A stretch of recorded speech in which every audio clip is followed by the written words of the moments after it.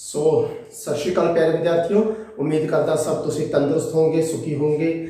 ਅਤੇ ਜੋ ਅੱਜ ਦੀ ਜੋ ਵੀਡੀਓ ਹੈ, ਠੀਕ ਹੈ, ਇਹ ਸਾਂਝੀ ਇੱਕ ਵੀਡੀਓ ਹੈ TGT ਪੰਜਾਬੀ ਦਾ ਪੇਪਰ ਦੇਣ ਵਾਲੇ ਅਤੇ PGT ਪੰਜਾਬੀ ਦਾ ਪੇਪਰ ਦੇਣ ਵਾਲਿਆਂ ਵਾਸਤੇ। ਠੀਕ ਹੈ, ਅੱਜ ਦੀ ਵੀਡੀਓ ਦੇ ਵਿੱਚ ਅਸੀਂ ਕਰਨ ਜਾ ਰਹੇ ਹਾਂ ਇਕਾਂਗੀ ਸੰਗ੍ਰਹਿ। ਤੁਹਾਡੀ 9ਵੀਂ ਤੇ 10ਵੀਂ ਜਮਾਤ ਦੀਆਂ ਕਿਤਾਬਾਂ ਨੂੰ ਮਿਲਾ ਕੇ ਤੁਹਾਡੀਆਂ 4 ਇਕਾਂਗੀਆਂ ਹਨ। ਕਿਰਤ ਦਾ ਸਤਿਕਾਰ, ਕਰਤਾਰਾ ਕੌਤਕੀ, ਬੇਬੇ ਰਾਮ ਭਜਨੀ, ਰਾਜਾ ਰਾਜ ਕਰੇਂਦਿਆਂ। ਸੋ ਇਹ 4 ਇਕਾਂਗੀਆਂ ਮੀਨਸ 4 ਪ੍ਰਸ਼ਨ ਤੁਹਾਡੇ ਪੱਕੇ ਹਨ। 4 ਪ੍ਰਸ਼ਨ, ਇਹਨਾਂ 4 ਇਕਾਂਗੀਆਂ ਵਿੱਚੋਂ 4 ਪ੍ਰਸ਼ਨ ਤਾਂ ਜ਼ਰੂਰ ਆਉਣੇ ਹਨ। ਠੀਕ ਹੈ, ਵੱਧ ਆਵੇ ਹੋ ਸਕਦਾ, ਪਰ 4 ਪੱਕੇ ਹਨ। ਸੋ ਇਹ 4 ਨੰਬਰ ਤੁਹਾਡੇ ਪੱਕੇ ਕਰਨ ਜਾ ਰਹੇ ਹਾਂ, ਨੋਟ ਕਰ ਲਿਓ ਤੁਸੀਂ ਆਪਣਾ। ਫਸਟ ਆਫ ਆਲ ਇਹਦੇ ਵਿੱਚ ਇਹ ਧਿਆਨ ਰੱਖਣਾ ਹੈ ਕਿ ਕਿਸੇ ਵੀ ਇਕਾਂਗੀ ਦੇ ਵਿੱਚੋਂ ਤੁਹਾਨੂੰ ਕੋਈ ਪਹਿਰਾ ਬਣਾ ਕੇ ਦੇ ਦਿੱਤਾ ਜਾਵੇ, ਕੋਈ ਪਹਿਰਾ ਬਣਾ ਕੇ ਕੋਈ ਪ੍ਰਸ਼ਨ ਤੁਹਾਨੂੰ ਪੁੱਛ ਦਿੱਤਾ ਜਾਵੇ, ਸੋ ਉਸ ਪਹਿਰੇ ਦੇ ਵਿੱਚ ਹੀ ਤੁਹਾਡਾ ਉੱਤਰ ਹੋਵੇਗਾ। ਸਿਰਫ ਸਮਝਣ ਦੀ ਲੋੜ ਹੈ। ਠੀਕ ਹੈ, ਪਹਿਰੇ ਨੂੰ ਪੜ੍ਹ ਕੇ ਬੜੇ ਧਿਆਨ ਨਾਲ ਤੁਸੀਂ ਆਪਣਾ ਉੱਤਰ ਦੇਣਾ ਹੈ। ਸੋ ਇਸ ਤੋਂ ਇਲਾਵਾ ਕੀ ਚੀਜ਼ਾਂ ਹਨ, ਠੀਕ ਹੈ, ਉਹ ਅਸੀਂ ਸ਼ੁਰੂ ਕਰਨ ਲੱਗੇ ਹਾਂ। ਪਰ ਉਸ ਤੋਂ ਪਹਿਲਾਂ ਪਲੀਜ਼ ਮੇਰੀ ਰਿਕੁਐਸਟ ਹੈ, ਚੈਨਲ ਨੂੰ ਸਬਸਕ੍ਰਾਈਬ ਕਰ ਲਓ। ਠੀਕ ਹੈ, ਵੱਧ ਤੋਂ ਵੱਧ ਸ਼ੇਅਰ ਵੀ ਕਰੋ। ਠੀਕ ਹੈ, ਤੁਹਾਡੇ ਹੈਪੀ ਸਰ ਦਾ ਚੈਨਲ ਜਿੰਨਾ ਸ਼ੇਅਰ ਕਰ ਸਕਦੇ ਹੋ ਕਰੋ, ਵੱਧ ਤੋਂ ਵੱਧ ਸਬਸਕ੍ਰਾਈਬ ਕਰੋ, ਲਾਈਕ ਕਰੋ, ਕਮੈਂਟ ਕਰੋ। ਠੀਕ ਹੈ, ਸੋ ਸ਼ੁਰੂ ਕਰਦੇ ਹਾਂ ਜੀ, ਤੁਹਾਡਾ ਜ਼ਿਆਦਾ ਵਕਤ ਨਹੀਂ ਲੈਂਦੇ। ਸਾਡੀ ਜੋ ਪਹਿਲੀ ਇਕਾਂਗੀ ਹੈ ਕਿਰਤ ਦਾ ਸਤਿਕਾਰ। ਸੋ ਕਿਰਤ ਦੇ ਸਤਿਕਾਰ ਦੇ ਵਿੱਚ ਅਸੀਂ ਪਹਿਲਾਂ ਇਹਨਾਂ ਦਾ ਅਰਥ ਸਮਝ ਲਈਏ। ਕਿਰਤ ਦਾ ਅਰਥ ਤੁਹਾਨੂੰ ਪਤਾ ਹੀ ਹੋਵੇਗਾ ਕਿ ਮਿਹਨਤ ਕਰਨਾ, ਹੱਕ ਹਲਾਲ ਦੀ ਖਾਣਾ।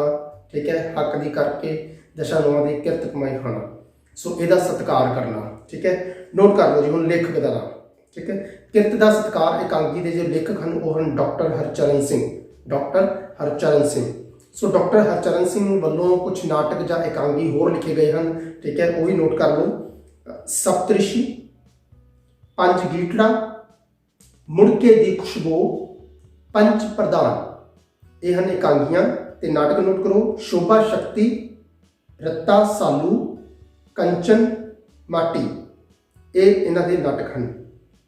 ਸੋ ਪਹਿਲੀ ਵਾਰ ਡਾਕਟਰ ਹਰਚਰਨ ਸਿੰਘ ਨੇ ਆਪਣੀ ਪਤਨੀ ਧਰਮ ਕੌਰ ਨੂੰ, ਠੀਕ ਹੈ, ਜਦੋਂ ਉਹਨਾਂ ਨੇ ਨਾਟਕ ਸ਼ੁਰੂ ਕੀਤੇ ਤਾਂ ਪਹਿਲੀ ਵਾਰ ਆਪਣੀ ਪਤਨੀ ਧਰਮ ਕੌਰ ਨੂੰ ਉਹਨਾਂ ਨਾਟਕਾਂ ਦੇ ਵਿੱਚ ਅਭਿਨੈ ਉਹਨਾਂ ਨੇ ਕਰਵਾਇਆ ਸੀ। ਠੀਕ ਹੈ, ਸੋ ਇਹਨਾਂ ਦੇ ਜੋ ਨਾਟਕ ਹਨ, ਠੀਕ ਹੈ, ਜਾਂ ਇਕਾਂਗੀ ਸੰਗ੍ਰਹਿ ਹਨ, ਉਹਨਾਂ ਦਾ ਮੁੱਖ ਵਿਸ਼ਾ ਨੋਟ ਕਰ ਲਓ। ਇਹਨਾਂ ਵੱਲੋਂ ਜੋ ਲਿਖੇ ਗਏ ਹਨ, ਠੀਕ ਹੈ, ਮਨੁੱਖੀ ਕਦਰਾਂ ਕੀਮਤਾਂ ਨਾਲ ਸੰਬੰਧਿਤ ਵਿਸ਼ੇ ਹੁੰਦੇ ਹਨ। ਇਹਨਾਂ ਦੇ ਨਾਟਕ ਜਾਂ ਇਕਾਂਗੀ ਸੰਗ੍ਰਹਿ ਦੇ ਵਿਸ਼ੇ ਮਨੁੱਖੀ ਕਦਰਾਂ ਕੀਮਤਾਂ ਦੇ ਨਾਲ ਸੰਬੰਧਿਤ ਹੁੰਦੇ ਹਨ। ਠੀਕ ਹੈ, ਅੱਗੇ ਨੋਟ ਕਰੋ।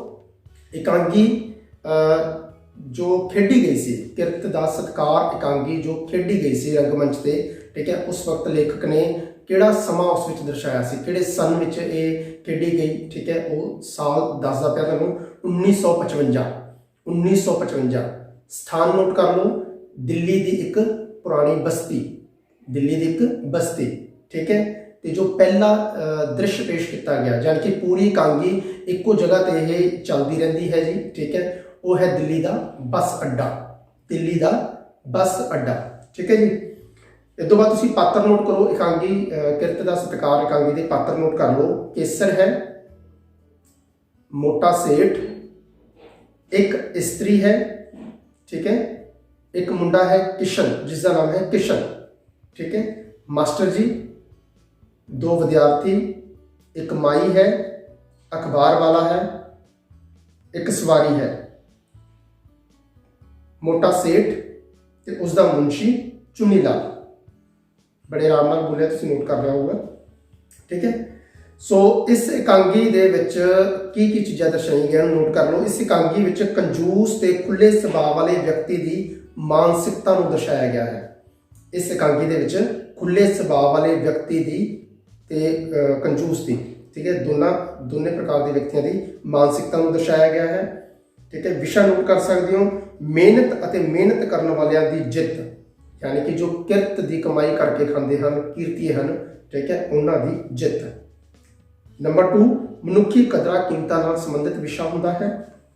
ਨੰਬਰ 3, ਹੱਥੀਂ ਕੰਮ ਕਰਨ ਦੀ ਮਹਾਨਤਾ ਨੂੰ ਦਰਸਾਇਆ ਗਿਆ ਹੈ। ਨੰਬਰ 4 ਨੋਟ ਕਰੋ।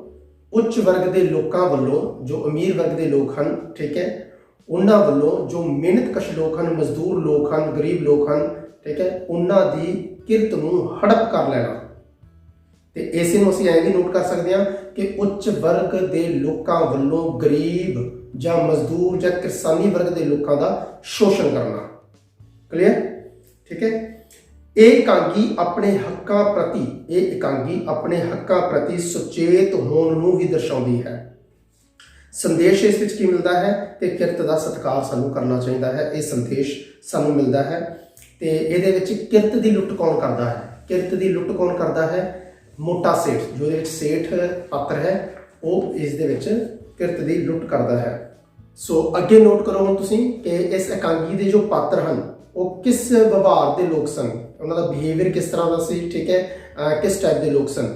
ਸੋ ਇਹਦੇ ਵਿੱਚ ਜੋ ਇੱਕ ਮੋਟਾ ਸੇਠ ਹੈ, ਠੀਕ ਹੈ, ਮੋਟਾ ਸੇਠ ਜਿਸਨੇ ਦੁੱਧ ਚਿੱਟੀ ਟੋਪੀ ਤੇ ਖੱਦਰ ਦੇ ਕੱਪੜੇ ਪਾਏ ਹੋਏ ਹਨ। ਠੀਕ ਹੈ ਜੀ, ਦੇਖਣ ਨੂੰ ਉਹ ਦੇਸ਼ ਭਗਤ ਲੱਗਦਾ ਹੈ ਤੇ ਅਸਲ ਦੇ ਵਿੱਚ ਉਹ ਸੋਨੇ ਚਾਂਦੀ ਦਾ ਵਪਾਰੀ ਹੈ। ਗੱਲਾਂ ਬਾਤਾਂ ਤੋਂ ਸਾਨੂੰ ਪਤਾ ਲੱਗਦਾ ਹੈ ਕਿ ਸੇਠ ਉੱਚ ਵਰਗ ਦਾ ਪ੍ਰਤੀਨਿਧੀ ਹੈ ਜੀ, ਪ੍ਰਤੀਨਿਧਤਾ ਕਰਦਾ ਹੈ ਉਹ, ਤੇ ਪਰ ਵਿਵਹਾਰ ਤੋਂ ਉਹ ਕੰਜੂਸ ਟਾਈਪ ਦਾ ਹੈ। ਠੀਕ ਹੈ। ਇੱਕ ਹੋਰ ਪਾਤਰ ਹੈ ਕੇਸਰ। ਕੇਸਰ ਨਾਂ ਦਾ ਬੰਦਾ ਜੋ ਗੱਲਾਂ ਬਾਤਾਂ ਤੋਂ ਮਜ਼ਾਕੀਆ ਹੈ, ਖੁੱਲੇ ਸੁਭਾਅ ਦਾ ਹੈ। ਠੀਕ ਹੈ, ਤੇ ਇਹ ਉਹਨਾਂ ਥੋੜੇ ਬੰਦਿਆਂ ਵਿੱਚੋਂ ਹੈ ਜੋ ਜ਼ਿੰਦਗੀ ਦੇ ਵਿੱਚ ਮੁਸ਼ਕਲਾਂ ਆਉਣ ਦੇ ਬਾਵਜੂਦ ਹਰ ਪਲ ਹੱਸ ਖੇਡ ਕੇ ਆਪਣੇ ਜੀਵਨ ਨੂੰ ਗੁਜ਼ਾਰਨਾ ਚਾਹੁੰਦਾ ਹੈ। ਤੇ ਇੱਕ ਪਾਤਰ ਹੈ ਜੀ ਆਧੁਨਿਕ ਰੰਗ ਢੰਗ ਦੀ ਮੱਧ ਵਰਗੀ ਸੋਚ ਦੀ ਧਾਰਨੀ ਇੱਕ ਇਸਤਰੀ ਹੈ ਜੋ ਹਾਸੇ ਮਖੌਲ ਦਾ ਬੁਰਾ ਨਹੀਂ ਮੰਨਦੀ। ਠੀਕ ਹੈ। ਤੇ ਨੈਕਸਟ ਹੈ ਇੱਕ ਲੜਕਾ, ਠੀਕ ਹੈ, ਜੋ 9ਵੀਂ ਜਮਾਤ ਦੇ ਵਿੱਚ ਪੜ੍ਹਦਾ ਹੈ। ਉਸਦਾ ਨਾਮ ਕਿਸ਼ਨ ਹੈ ਤੇ ਉਹ ਬੂਟ ਪਾਲਿਸ਼ ਕਰਨ ਦਾ ਕੰਮ ਕਰਦਾ ਹੈ ਤੇ ਆਪਣੇ ਹੱਕਾਂ ਲਈ ਉਹ ਸੁਚੇਤ ਰਹਿੰਦਾ ਹੈ। ਇੱਕ ਸਵਾਰੀ ਜੋ 13 ਨੰਬਰ ਦੀ ਬੱਸ ਨਿਕਲਣ ਕਰਕੇ ਬੜੀ ਪਰੇਸ਼ਾਨ ਹੈ।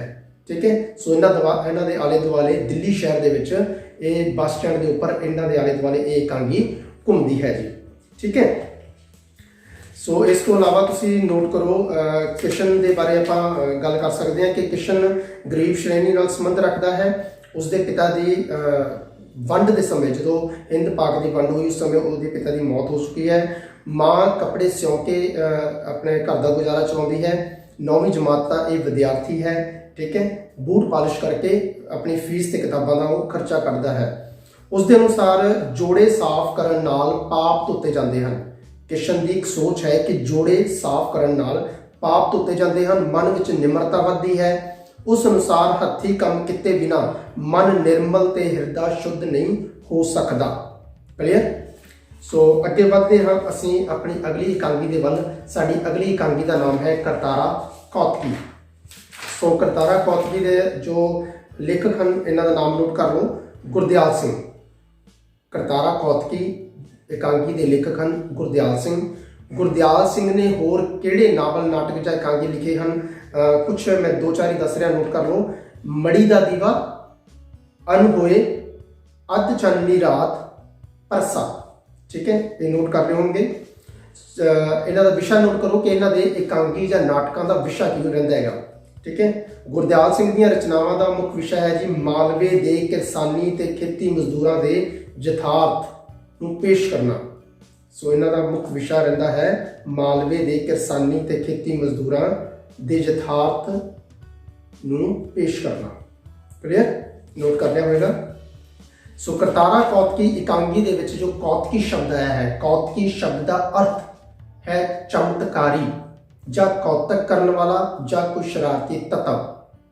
ਅਗਲਾ ਨੋਟ ਕਰੋ ਕਿ ਕਰਤਾਰਾ ਕੌਤਕੀ ਇਕਾਂਗੀ ਦੇ ਵਿੱਚ ਕਰਤਾਰਾ ਕੌਤਕੀ ਨਾਂ ਹੇਠ ਤਮਾਸ਼ਾ ਜੋ ਖੇਡਿਆ ਜਾਂਦਾ ਹੈ, ਜੋ ਨਾਟਕ ਖੇਡਿਆ ਜਾਂਦਾ ਹੈ, ਇਸ ਦੀ ਤਰਕੀਬ, ਠੀਕ ਹੈ, ਜਾਂ ਇਸ ਨੂੰ ਖੇਡਣ ਦੀ ਸੋਚ ਕਿਸ ਦੇ ਮਨ ਦੇ ਵਿੱਚ ਆਈ? ਸੋ ਉਸ ਦਾ ਨਾਮ ਨੋਟ ਕਰੋ ਕਰਤਾਰਾ। ਕਰਤਾਰਾ ਖੁਦ ਹੈ। ਠੀਕ ਹੈ। ਤੇ ਇਸ ਇਕਾਂਗੀ ਦੇ ਪਾਤਰ ਬੱਚੇ ਹਨ ਜੋ ਕਿ 10 ਤੋਂ 14 ਸਾਲ ਦੀ ਉਮਰ ਤੱਕ ਦੇ ਹਨ। 10 ਤੋਂ 14 ਸਾਲ ਦੀ ਉਮਰ ਤੱਕ ਦੇ ਬੱਚੇ ਇਸ ਇਕਾਂਗੀ ਦੇ ਪਾਤਰ ਹਨ। ਠੀਕ ਹੈ।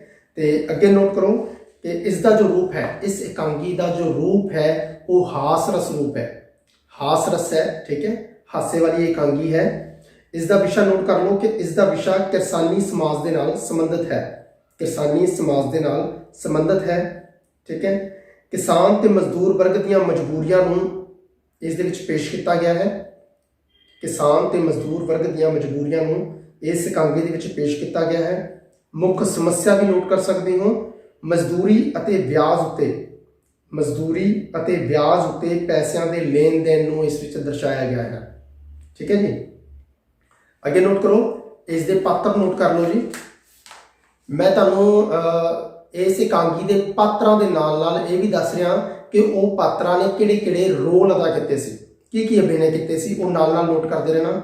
ਸਭ ਤੋਂ ਇਸ ਇਕਾਂਗੀ ਦਾ ਜੋ ਸਭ ਤੋਂ ਮੁੱਖ ਪਾਤਰ ਹੈ ਉਹ ਹੈ ਕਰਤਾਰਾ। ਠੀਕ ਹੈ, ਇਹ ਸਾਰੇ ਬੱਚੇ ਹਨ ਜਿਨ੍ਹਾਂ ਦਾ ਨਾਮ ਲਵਾਂਗਾ ਮੈਂ। ਠੀਕ ਹੈ, ਕਰਤਾਰਾ ਇਹਦੇ ਵਿੱਚ ਵੱਡਾ ਅਫਸਰ ਬਣਦਾ ਹੈ। ਕਰਤਾਰਾ ਇਸ ਵਿੱਚ ਵੱਡੇ ਅਫਸਰ ਦਾ ਰੋਲ ਅਦਾ ਕਰਦਾ ਹੈ। ਇਸ ਬਾਰੇ ਗੱਲ ਕਰ ਲੈਂਦੇ ਹਾਂ। ਸੋ ਇਕਾਂਗੀ ਦਾ ਮੁੱਖ ਪਾਤਰ ਹੈ ਕਰਤਾਰਾ, ਜੋ ਵੱਡਾ ਅਫਸਰ ਬਣਦਾ ਹੈ, ਲੋਕਾਂ ਦੀਆਂ ਸਮੱਸਿਆਵਾਂ ਨੂੰ ਸੁਣ ਕੇ ਉਹਨਾਂ ਦਾ ਹੱਲ ਕੱਢਦਾ ਹੈ ਤੇ ਫੈਸਲਾ ਸੁਣਾਉਂਦਾ ਹੈ। ਠੀਕ ਹੈ, ਤੇ ਨਾਲ ਹੀ ਜਦੋਂ ਵੀ ਉਹ ਕੋਈ ਗੱਲ ਕਰਦਾ ਹੈ ਤਾਂ ਇੱਕ ਟੋਟਕਾ ਬੋਲਦਾ ਹੈ, ਇੱਕ ਤੁਕ ਬੋਲਦਾ ਹੈ। ਠੀਕ ਹੈ, आई बात समझ में। ठीक है, जो गल्ला मैं कर रहा तो आई बात समझ में। ठीक है, सो नोट कर लेना जी। अगे नोट करो, अगला करैक्टर है साडा पाला इस इकांगी दे विच रोल अदा करता है कृपालू कंजूस। ठीक है, सो ये पिंड के लोगों को ब्याज उत्ते पैसे दिंदा है। ठीक है, तो थोड़ा भुलक्कड़ ते मजाकिया टाइप का ये करैक्टर है जी। नैक्सट नोट करो चिड़िया ये किले का रोल अदा करता है। चिड़िया ये किला बनता है, किला। ठीक है, किला उन्होंने लोगों की अगवाई करता है जो करजे के बोझ हेठा दबे होण। किला उन्होंने लोगों की अगवाई करता है जो करजे के बोझ हेठा दबे कुचले लोग होंगे हैं। ठीक है, पर यह नाटक के विच थोड़ा फुर्तीले टाइप का भी है, फुर्तीला भी है। अगे नोट करो जी बीबो चिड़िए की भैन है। ठीक है, या तुसीं किला कह सकते हो, किले की भैन। ठीक है, बीबो करतारे की, वैसे तो असल दे विच वो करतारे की छोटी भैन है, पर इकांगी दे विच वो जो रोल अदा करते हैं तो वो किले की छोटी भैन बनती है जी। ठीक है, एक समझदार ते चुस्त कुड़ी है। ठीक है, तो चिड़िए की हर थां ते मदद करने तत्पर रहती है। अगला नोट करो भोला करैक्टर जो है इकांगी दे विच बचना कारीगर का रोल अदा करता है, बचना कारीगर। ठीक है, नाटक विच वो कुब कढ़ के तुरन वाला एक बजुर्ग है, वो निमन श्रेणी के नाल संबंध रखता है, संबंध रखता है जी। ठीक है, तो इस तो अलावा तुसीं नोट करो, एक मिनट जी कापी चक लीए, कुछ बिंदु नोट किए सी। वैसे तो तुहानूं सारियां चीज़ां मैं नोट करवातियां। मुख विषय नोट हो गया, मुख समस्या नोट हो गई, इकांगी का रूप हास रस प्रकार का है। ठीक है, लगभग तुहाडे चीज़ां मैं नोट करवातियां। कलियर, सो एक बार इकांगी में जरूर पढ़ लियो, चैप्टर में एक बार अध्ययन किया हो, पढ़िया हो, रीड आउट किया हो, ठीक है, बैटर रहता है। सो किरत का सत्कार ते करतारा कौशकी तो बाद असीं चलते हाँ बेबे राम भजनी, साडी 9वीं जमात भाग 1 सिहतक रंग भाग 1 जमात 9वीं दे विच 2 इकांगियां सन, करतारा कौतकी ते किरत दा सत्कार। हुण सिहतक रंग भाग 2 जमात 10वीं दे विच 2 इकांगियां हन, बेबे राम भजनी ते राजा राज करिंदिया। सो बेबे राम भजनी बारे नोट करो जी। सो ये जो लेखक हैं वो हैं प्रोफैसर आई.सी. नंदा। अगला प्रश्न नोट करो, प्रोफैसर आई.सी. नंदा का पूरा नाम की है। ये प्रश्न आया हुआ है पहला, इसलिए जरूरी है। Professor IC. नंदा का पूरा नाम है प्रोफैसर ईश्वर चंद नंदा। ठीक है, तीजा नोट करो, इसके पात्र नोट कर लो तो रिश्ता नोट कर लो, रिश्ता भी नाल नाल मैं दस देना। सो मुख्य पात्र है ये बेबे राम भजनी, हाँ बेबे राम भजनी। दूजा करैक्टर है शामदास बेबे राम भजनी का पति है। ठीक है जी। तीजा नोट करो प्रेमो बेबे राम भजनी की गुआंढन है। ठीक है, एक होर औरत है, नाम नहीं आया, पर वो जो प्रेमो है प्रेमो की नौं है। ठीक है, एक ये साधु है, एक पांधा है, तो 2 जुआरीए हैं। ठीक है जी। सो बेबे राम भजनी बारे तो मैं पढ़ के सुनाना थोड़ा जा। सो बेबे राम भजनी बारे पढ़ रहा। ठीक है, इकांगी विच बेबे राम भजनी जिसका इको एक पुत्र बचपन दे विच मर गया है। ठीक है, वो इस संसार दे विच उपराम हो गई है, निराश हो गई है, दुनिया तो हताश हो गई है। हताश होने का कारण पुत्र की बेवकती मौत है। ठीक है, उसका पति शराबी भी है तो जुआरिया है, जुआ खेलता है तो शराब पीता है। ठीक है, घर ਨੂੰ ਆਰਥਿਕ ਤੌਰ ਉੱਤੇ ਪੂਰੀ ਤਰ੍ਹਾਂ ਉਜਾੜ ਦਿੱਤਾ ਹੈ। ਠੀਕ ਹੈ, ਇਸੇ ਨਿਰਾਸ਼ਾ ਦੀ ਵਜ੍ਹਾ ਕਾਰਨ ਉਸ ਵਿੱਚ ਉਦਾਸੀਨਤਾ ਤੇ ਭਗਤੀ ਭਾਵ ਆ ਚੁੱਕਿਆ ਹੈ। ਕਿਸ ਵਿੱਚ ਆ ਚੁੱਕਿਆ ਹੈ? ਬੇਬੇ ਰਾਮ ਭਜਨੀ ਦੇ ਵਿੱਚ। ਠੀਕ ਹੈ ਜੀ। ਸੋ ਉਹ ਆਪਣੇ ਘਰ-ਬਾਰ ਤੇ ਹੋਰ ਚੀਜ਼ਾਂ ਨੂੰ ਦਾਨ ਕਰਕੇ, ਠੀਕ ਹੈ, ਤੀਰਥ ਸਥਾਨ ਤੇ ਜਾਣਾ ਚਾਹੁੰਦੀ ਹੈ ਕਿ ਮੈਂ ਬਸ ਦਾਨ ਪੁੰਨ ਕਰਦਾ ਸਭ ਕੁਛ। ਠੀਕ ਹੈ, ਹੁਣ ਦਾਨ ਪੁੰਨ ਦੀਆਂ ਗੱਲਾਂ ਕਰਦੀਆਂ ਆਪਾਂ। ਸਭ ਤੋਂ ਪਹਿਲਾਂ ਉਹ ਆਪਣੇ ਗਵੰਡਨ ਪ੍ਰੇਮੋ ਦੀ ਸਹਾਇਤਾ ਨਾਲ ਉਹ ਸਾਧੂ ਦੇ ਪਾਂਧੇ ਨੂੰ ਬੁਲਾਉਂਦੀ ਹੈ। ਤਾਂ ਪਾਂਧੇ ਨੂੰ ਕੀ ਦਾਨ ਕਰਦੀ ਹੈ, ਸਾਧੂ ਨੂੰ ਕੀ ਦਾਨ ਕਰਦੀ ਹੈ, ਨੋਟ ਕਰ ਲਓ। ਦੁਸ਼ਾਲਾ, ਗੜਵਾ ਤੇ ਬਾਲੀਆਂ ਸਾਧੂ ਨੂੰ ਦਾਨ ਕਰਦੀ ਹੈ। ਸਾਧੂ ਨੂੰ ਦਾਨ ਕਰਦੀ ਹੈ ਦੁਸ਼ਾਲਾ, ਗੜਵਾ ਤੇ ਬਾਲੀਆਂ। ਪਾਂਧੇ ਨੂੰ ਕੀ ਦਾਨ ਕਰਦੀ ਹੈ? ਗਹਿਣੇ, ਕੱਪੜੇ, ਭਾਂਡੇ, ਰੇਸ਼ਮੀ ਕੱਪੜੇ, 2 ਗਾਗਰਾਂ। ਗਹਿਣੇ, ਕੱਪੜੇ, ਭਾਂਡੇ, ਰੇਸ਼ਮੀ ਕੱਪੜੇ, 2 ਗਾਗਰਾਂ। ਕੱਪੜੇ ਜਾਂ ਰੇਸ਼ਮੀ ਕੱਪੜੇ ਇੱਕੋ ਗੱਲ ਹੀ ਹੈ। ਠੀਕ ਹੈ, ਰੇਸ਼ਮੀ ਕੱਪੜੇ ਉਹ ਪਾਂਧੇ ਨੂੰ ਦਾਨ ਤਾਂ ਕਰ ਦਿੰਦੀ ਹੈ, ਪਰ ਕਿਤੇ ਨਾ ਕਿਤੇ ਉਹ ਸੋਚਦੀ ਹੈ ਕਿ ਅਗਰ ਮੇਰਾ ਪੁੱਤਰ ਜਿੰਦਾ ਹੁੰਦਾ ਤਾਂ ਮੇਰੇ ਘਰ ਨੌਂ ਹੁੰਦੀ ਤਾਂ ਮੈਂ ਰੇਸ਼ਮੀ ਕੱਪੜੇ ਉਸ ਨੂੰ ਦਿੰਦੀ। ਪਰ ਹੁਣ ਨੌਂ ਨੇ ਤਾਂ ਆਉਣਾ ਨਹੀਂ, ਕਿਉਂ ਨਾ ਮੈਂ ਰੇਸ਼ਮੀ ਕੱਪੜੇ ਆਪਣੀ ਗਵਾਂਢਣ ਪ੍ਰੇਮੋ ਦੀ ਨੌਂ ਨੂੰ ਦੇ ਦੇਵਾਂ। ਸੋ ਰੇਸ਼ਮੀ ਕੱਪੜੇ ਉਹ ਆਪਣੀ ਗਵਾਂਢਣ ਪ੍ਰੇਮੋ ਦੀ ਨੌਂ ਨੂੰ ਦੇਣਾ ਚਾਹੁੰਦੀ ਹੈ। ਠੀਕ ਹੈ, ਸ਼ਾਮਦਾਸ ਬਾਰੇ ਮੈਂ ਤੁਹਾਨੂੰ ਦੱਸ ਹੀ ਦਿੱਤਾ ਕਿ ਸ਼ਰਾਬੀ ਤੇ ਜੁਆਰੀ ਟਾਈਪ ਦਾ ਵਿਅਕਤੀ ਸੀ। ਸੋ ਪਾਂਧੇ ਦਾ ਜੋ ਪੁੱਤਰ ਸੀ ਉਹ ਜੁਆਰੀਆ ਸੀ। ਠੀਕ ਹੈ, ਛੁਪਿਆ ਰੁਸਤਮ ਜੋ ਜੁਆਰੀਏ ਸੀ, ਉਹ ਛੁਪਿਆ ਰੁਸਤਮ ਕਿਸ ਨੂੰ ਕਹਿੰਦੇ ਸਨ? ਛੁਪਿਆ ਰੁਸਤਮ ਇਹਦੇ ਵਿੱਚ ਸ਼ਾਮਦਾਸ ਨੂੰ ਕਿਹਾ ਗਿਆ ਹੈ। ਇਹਦਾ ਮੁੱਖ ਵਿਸ਼ਾ ਨੋਟ ਕਰ ਲਓ। ਸਮਾਜ ਵਿਚਲੀਆਂ ਕੁਰੀਤੀਆਂ ਜਿਵੇਂ ਵਹਿਮ ਭਰਮ, ਧਾਰਮਿਕ ਪਖੰਡ, ਸ਼ਰਾਬ ਤੇ ਜੂਏ ਵਰਗੀਆਂ ਬੁਰਾਈਆਂ ਉੱਪਰ ਵਿਅੰਗ ਕਸਣਾ। ਠੀਕ ਹੈ, ਇਹਦਾ ਮੁੱਖ ਵਿਸ਼ਾ ਹੈ। ਸਮਝ ਆ ਗਈ? ਕਲੀਅਰ? ਸਾਡੀ ਅਗਲੀ ਇਕਾਂਗੀ ਹੈ ਰਾਜਿਆਂ ਰਾਜ ਕਰਿੰਦਿਆਂ। ਰਾਜਿਆਂ ਰਾਜ ਕਰਿੰਦਿਆਂ। ਸੋ ਇਸ ਇਕਾਂਗੀ ਬਾਰੇ ਮੈਂ ਤੁਹਾਨੂੰ ਪੜ੍ਹ ਕੇ ਸੁਣਾ ਦਿੰਦਾ ਹਾਂ ਜੀ। ਠੀਕ ਹੈ, ਮੈਂ ਨੋਟ ਕਰ ਰੱਖਿਆ ਹੈ ਤੁਹਾਡੇ ਲਈ। ਸੋ ਸਭ ਤੋਂ ਪਹਿਲਾਂ ਨੋਟ ਕਰੋ, ਰਾਜਾ ਰਾਜ ਕਰਿੰਦੇ ਦੇ ਜੋ ਲੇਖਕ ਹਨ, ਠੀਕ ਹੈ, ਉਹ ਹਨ ਕੇਵਲ ਧਾਲੀਵਾਲ। ਸੋ ਮੈਂ ਹੁਣ ਇੱਕ ਪੈਰਾ ਪੜ੍ਹ ਦਿੰਦਾ ਹਾਂ। ਰਾਜਾ ਰਾਜ ਕਰਿੰਦਿਆਂ ਇਕਾਂਗੀ ਕੇਵਲ ਧਾਲੀਵਾਲ ਦੀ ਰਚਨਾ ਹੈ। ਇਸ ਵਿੱਚ ਇਕਾਂਗੀਕਾਰ ਨੇ, ਇਹ ਵਿਸ਼ਾ ਨੋਟ ਕਰ ਲਿਓ, ਇਹ ਵਿਸ਼ੇ ਦੇ ਪੱਖ ਤੋਂ ਹੈ। ਠੀਕ ਹੈ, ਕਿ ਇਸ ਕਹਾਣੀ ਦਾ, ਇਸ ਇਕਾਂਗੀ ਦਾ ਵਿਸ਼ਾ ਕੀ ਹੈ? ਸੌਰੀ, ਕਹਾਣੀ ਕਿਹਾ ਬੈਠਾ, ਇਸ ਇਕਾਂਗੀ ਦਾ ਵਿਸ਼ਾ। ਇਸ ਵਿੱਚ ਇਕਾਂਗੀਕਾਰ ਨੇ ਰਾਜ ਪ੍ਰਬੰਧ ਦੀਆਂ ਚਾਲਾਂ ਕਾਰਨ ਲੋਕਾਂ ਲਈ ਪੈਦਾ ਹੋਈਆਂ ਤਕਲੀਫਾਂ ਤੇ ਦੁੱਖ ਦਰਦ ਨੂੰ ਪੇਸ਼ ਕੀਤਾ ਹੈ। ਇਸ ਵਿੱਚ ਇਕਾਂਗੀਕਾਰ ਨੇ ਇੱਕ ਲੋਕ ਕਹਾਣੀ ਨੂੰ ਰੂਪਾਂਤਰ ਕਰਕੇ ਤੇ ਨਵੇਂ ਰੂਪ ਵਿੱਚ ਢਾਲ ਕੇ ਇਹ ਸਿੱਧ ਕਰਨ ਦੀ ਕੋਸ਼ਿਸ਼ ਕੀਤੀ ਹੈ ਕਿ ਦੇਸ਼ ਵਿੱਚ ਪੈਦਾ ਹੋਏ ਦੁੱਖ ਤਕਲੀਫਾਂ ਦੇ ਕਾਰਨ ਰਾਜੇ ਜਾਂ ਰਾਜ ਪ੍ਰਬੰਧ ਦੀਆਂ ਨੀਤੀਆਂ ਹੀ ਹੁੰਦਾ ਹੈ। ਠੀਕ ਹੈ, ਨੋਟ ਕਰ ਲਿਆ ਹੋਊਗਾ। ਸੋ ਰਾਜ ਪ੍ਰਬੰਧ ਦੀਆਂ ਜੋ ਨੀਤੀਆਂ ਕਰਕੇ ਲੋਕ ਦੁੱਖ ਤਕਲੀਫ ਸਹਿ ਰਹੇ ਸਨ, ਇਸ ਇਕਾਂਗੀ ਦੇ ਵਿੱਚ ਲੋਕ ਦੁਖੀ ਸਨ। ਠੀਕ ਹੈ, ਰੋਜ਼ਗਾਰ ਤੋਂ ਦੁਖੀ ਸਨ ਜਾਂ ਕਿਰਸਾਨੀ ਭਾਵ ਤੋਂ ਦੁਖੀ ਸਨ, ਕਿਸੇ ਵੀ ਹਾਲਾਤਾਂ ਦੇ ਵਿੱਚ ਕਿਸੇ ਵੀ ਸਮੱਸਿਆਵਾਂ ਕਾਰਨ ਉਹ ਦੁਖੀ ਸਨ। ਸੋ ਇਹਨਾਂ ਦੁੱਖਾਂ ਨੂੰ, ਠੀਕ ਹੈ, ਰਾਜੇ ਤੱਕ ਕੌਣ ਪਹੁੰਚਾਉਂਦਾ ਹੈ? ਸਭ ਤੋਂ ਪਹਿਲਾਂ ਨੋਟ ਕਰੋ ਕਿ ਤੋਤਾ ਇਹਨਾਂ ਦੁੱਖ ਤਕਲੀਫਾਂ ਨੂੰ ਦੇਖਦਾ ਹੈ, ਸਮਝਦਾ ਹੈ, ਉਹ ਮੈਨਾ ਨੂੰ ਦੱਸਦਾ ਹੈ। ਠੀਕ ਹੈ, ਉਹ ਮੈਨਾ ਨੂੰ ਦੱਸਦਾ ਹੈ ਜੀ। ਕਲੀਅਰ?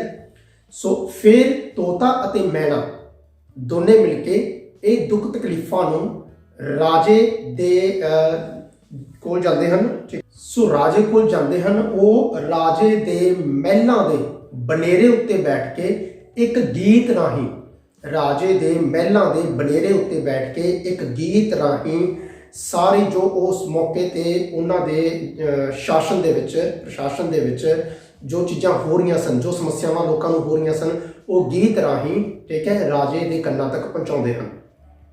ਠੀਕ ਹੈ, ਰਾਜਾ ਤੇ ਵਜ਼ੀਰ, ਠੀਕ ਹੈ, ਉਹਨਾਂ ਦੀ ਆਵਾਜ਼ ਸੁਣ ਕੇ ਬਾਹਰ ਆਉਂਦੇ ਹਨ। ਰਾਜੇ ਦੀਆਂ ਉਸ ਗੀਤ ਰਾਹੀਂ ਅੱਖਾਂ ਖੁੱਲ੍ਹਦੀਆਂ ਹਨ। ਠੀਕ ਹੈ, ਸੋ ਰਾਜਾ ਫਿਰ ਸੋਚਦਾ ਹੈ ਕਿ ਕਿਉਂ ਨਾ ਭੇਸ਼ ਬਦਲ ਕੇ, ਠੀਕ ਹੈ, ਮੈਂ ਆਪਣੇ ਰਾਜ ਦੇ ਵਿੱਚ, ਠੀਕ ਹੈ, ਦੇਖਾਂ ਕਿ ਲੋਕਾਂ ਨੂੰ ਕੀ ਸਮੱਸਿਆਵਾਂ ਆ ਰਹੀਆਂ ਹਨ, ਜੋ ਮੇਰੇ ਬਾਰੇ ਕਹਿ ਰਹੇ ਹਨ ਤੋਤਾ ਤੇ ਮੈਨਾ, ਠੀਕ ਹੈ, ਉਹਦੇ ਵਿੱਚ ਕਿੰਨੀ ਸੱਚਾਈ ਹੈ। ਸੋ ਰਾਜਾ ਤੇ ਵਜ਼ੀਰ ਭੇਸ਼ ਬਦਲ ਕੇ, ਠੀਕ ਹੈ, ਆਪਣੇ ਰਾਜ ਪ੍ਰਬੰਧ ਨੂੰ ਦੇਖਣ ਲਈ ਜਾਂਦੇ ਹਨ। ਸੋ ਨੋਟ ਕਰੋ ਜੀ, ਸਭ ਤੋਂ ਪਹਿਲਾਂ ਉਹ ਇੱਕ ਕਿਸਾਨ ਕੋਲੇ ਜਾਂਦੇ ਹਨ। ਨੋਟ ਕਰਨ ਦੀ ਲੋੜ ਨਹੀਂ, ਚਲੋ ਮੈਂ ਸਟੋਰੀ ਸੁਣਾ ਦੇਣਾ ਤੁਹਾਨੂੰ। ਠੀਕ ਹੈ, ਉਹ ਇੱਕ ਕਿਸਾਨ ਕੋਲੇ ਜਾਂਦੇ ਹਨ।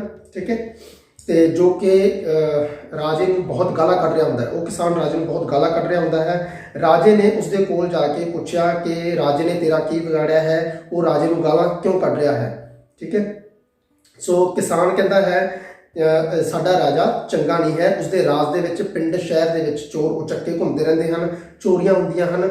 ਤੇ ਉਸਦੀ ਧੀ ਯਾਨੀ ਕਿ ਕਿਸਾਨ ਦੱਸਦਾ ਹੈ ਕਿ ਮੇਰੀ ਧੀ ਮੁਟਿਆਰ ਹੈ ਤੇ ਪਤਨੀ ਬਿਮਾਰ ਹੈ। ਠੀਕ ਹੈ, ਜਦੋਂ ਵੀ ਉਹ ਪੱਤਾ ਲੈ ਕੇ ਆਉਂਦੇ ਹਨ